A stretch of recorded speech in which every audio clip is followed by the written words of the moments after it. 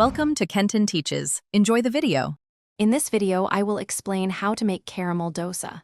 First, let's prepare our ingredients.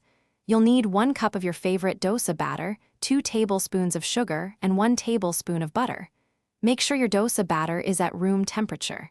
This helps achieve that perfect, crispy texture. We'll also need a non-stick pan, lightly greased and ready to go. Now, let's create that delicious caramel.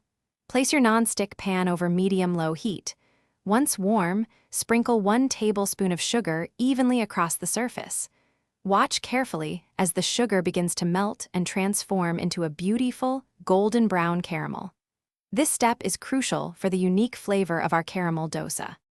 With the caramel ready, it's time for the dosa. Pour about 1/4 cup of your dosa batter directly over the melted caramel.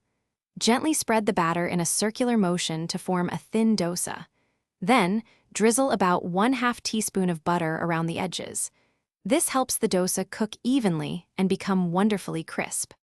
Continue cooking until the dosa's edges turn golden and crispy and the center is cooked through. Once it's perfectly done, carefully fold the dosa in half and remove it from the pan. Your homemade caramel dosa is now ready. Serve it warm and enjoy this delightful, easy-to-make treat.